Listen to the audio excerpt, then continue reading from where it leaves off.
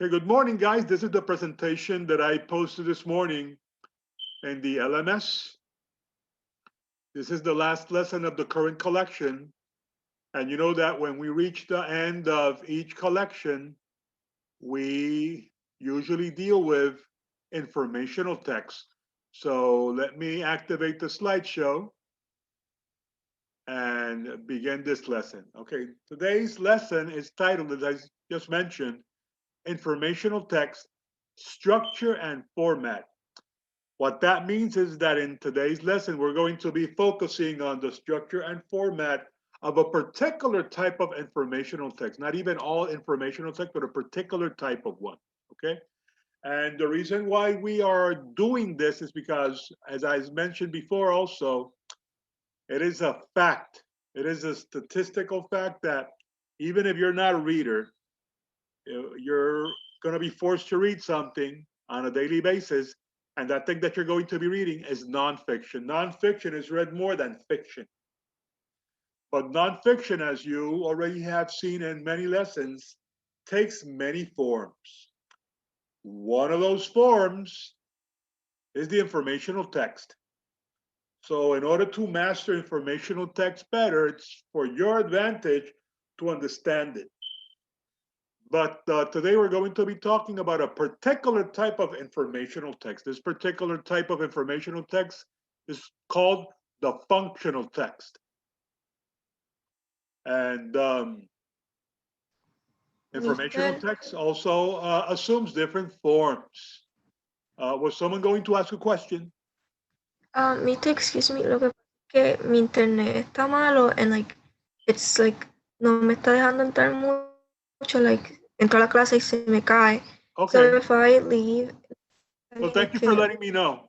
Thank you. I appreciate that. Okay. I was passing the roll. I was calling the roll and you did not answer, but now I know that you're here. So thank you for letting me know. Mister, the same thing happened to me when you were gonna call me. My Zoom, like, Yeah, I saw you, but it was like their screen was like frozen. It looked like a yeah, photograph. yeah, it But don't froze worry on. about that because I knew you were here. Okay, thank The you. one I was not too sure about was Natalia, but we took care of business, so you guys can relax. So going back to the lesson, we were saying that many informational texts assume the form of a functional text. And that's what we're going to be focusing in today's lesson, something called functional documents. And a functional document is a set of instructions. It can be a memo, or it can be any other text that shows you how to get something done, how to accomplish a text. You know, when you buy your new phone, that little manual that comes inside that you toss to a side because you don't want to read it. That will be an example of a functional document or functional text. Here you have some examples. In the first example, you have a setup sheet of for a printer. And the second one, if you can see it carefully, that's a recipe for taco soup with turkey burger. Doesn't sound very appetizing to me. Uh, have you ever had that taco soup and turkey burger? Didn't even know it No, existed. I don't know. It doesn't. I don't. It doesn't sound very appetizing. Does it sound appetizing to you? no, it does not sound No, appetizing. Okay. Well. Bon appetit to whoever eats that. And you got a memo here from a company called Hornsby. So these are examples, very common examples of functional documents. And today you're going to be engaging two examples of functional documents. One of them is going to be what we call a mission statement. A mission statement is a document, a functional document that is used by any organization to explain in very simple and concise terms its purpose for existing. You know, every organization must have a document, a mission statement stating this is our reason for being. And the mission statement is usually pretty short. It explains the culture of the organization. It also explains the values of the organization and the ethics of the organization.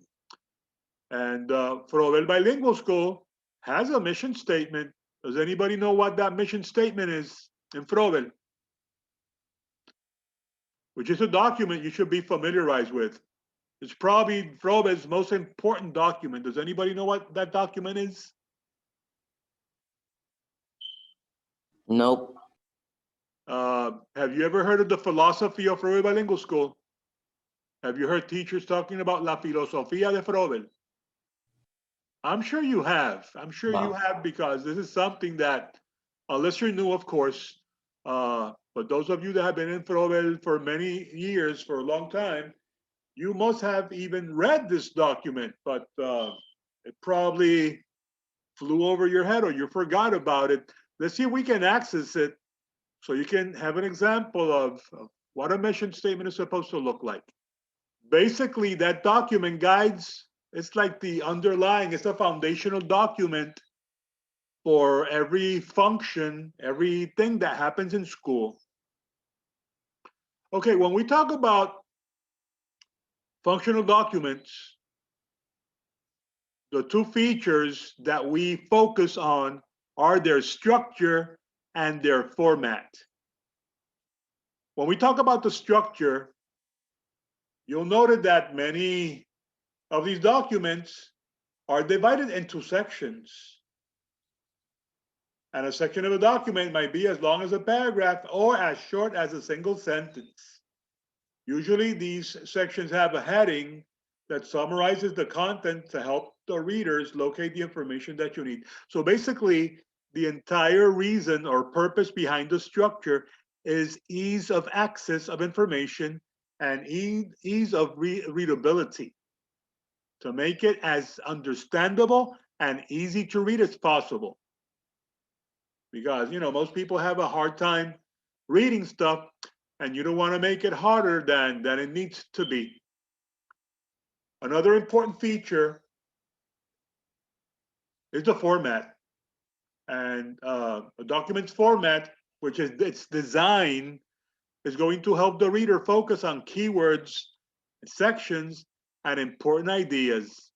A functional document may contain the following elements. Not all of them, but most of them. And basically, we can divide these elements into three. We have the formatting elements. When we talk about the formatting elements, we're talking about the text. And you know that sometimes we use boldface. You know what boldface is? Guys, when you're writing a text, do you know what boldface means? Yes. Or bold, right? When the letters are like thicker and darker than they usually are than the rest of the text, that's boldface. What about italics? Do you know what italics are? Yeah. Can somebody tell me? They're like the words, but like it's like written like a little bit sideways. They're slanted, they're slightly slanted, exactly. The margin width, you know, how wide the margin is going to be. The indentations, you know that indentations are spaces that we have where? Where do you have indentations? At the beginning of every what? Paragraph. At the beginning of every paragraph, you have a couple spaces, right? And that's going to offset the text a little bit, and it's going to call the attention into itself. And basically what it's going to do is mark the beginning of a paragraph. So all these clues here, including the line spacing, are going to aid you in your reading. That's why we use these things, these features, these formatting elements. Another set of elements that you might notice in this type of document are the graphic elements. And when we talk about graphic, what we're talking is about drawings or photograph or charts or schematics or anything that is not the letters. It's the graphics. And finally, we have the design elements, and the design elements has to do with how you place your text and graphics on the paper. And how you use those spaces, you might even decide that your page is not going to be white, that's going to be, I don't know, yellow, or maybe black, and the letters are going to be white. It includes all that. Those are the design elements, and these are the things that you need to be aware of in order to successfully navigate a functional document. I would like to go back and show you the examples so we can see it more precisely. Let's take this one. If you look at this one, can you see this one? Yes. The first one. The first one is a sheet that usually it's very similar to ones that you see when you buy a computer, when you buy a printer, when you buy a scanner, when you buy things like that, you usually encounter this type of document. This is a functional document. This is a setup instruction sheet. And look at the letters. If you look at the title, they are slightly lighter than the rest of the text. The rest of the text is darker, so it creates a contrast that calls your attention. Look at the title. The fonts are what, smaller or the same size than the rest of the text? What are they, guys? Smaller. The titles. They're bigger. I see them larger, right? I see them larger. Like here, look at the title. The title is larger than the rest of the text in this recipe. Then you have the graphic elements. What will be the graphic elements here? The pictures of the printer. Those drawings that you see there. What about in this one? What will be the graphic element? The picture of the soup. The picture of the soup, and I'm assuming that, I don't know if that's a sandwich or whatever is next to it, but or maybe the turkey burger is inside the soup. I don't know. At the end of the day, the picture is just depicting, you know what, when you go through all these steps, you should end up with something that looks like that. So this picture is also very helpful. You know, both text and graphics work together to convey information that is useful, that will help you do whatever it is that you are going to do. Okay, and then if you look at the formatting elements, you'll see that the papers are what color? They were white, right? I'm sorry, the design element, not the formatting element, the design elements. So those are things that you need to be observing as you read today's selections. There's going to be a part in the test where you're going to have a chart similar to one that I'm going to be showing you later, and you're going to be working with that in your test. So this part is super important because an entire part of the test is going to be based on this. Is that clear, guys? Yes. So this lesson is very important because an entire part will be dedicated to this. Okay, the selection that you're going to be reading today are two. You're going to be reading about StoryCorps, and you're going to be reading their mission statement. This is an organization created by the WPA program back from the days of the Depression, back in the 1930s. And StoryCorps was an organization that was created to employ artists and actors and singers and performers that were unemployed. And the reason of this organization is to interview people. They interview people. It's very interesting. You're going to see how this organization works by reading their mission statement. You're going to find that on pages 503 to 505. After that, you're going to have another functional document, which is going to teach you how StoryCorps carries out an interview. And this is titled Do It Yourself Interview. And you're going to see all the elements that we already discussed that you find in a functional document in pages 500 and 6 to page 510. There's a applying your skills section that needs to be completed in its entirety in page 511.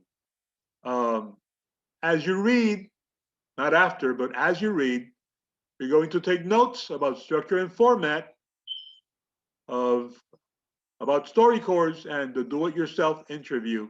You're going to be making observations of the formatting elements, and you're going to write them in these spaces. You're going to make observation of the graphic elements. You're going to write them in these spaces, those observations that you make. And you're going to make observation of the design elements, and you're going to write what you see in both sections. And that will be today's work, guys. Do we have any question? No. Okay. So if you have no more questions, let me go back here.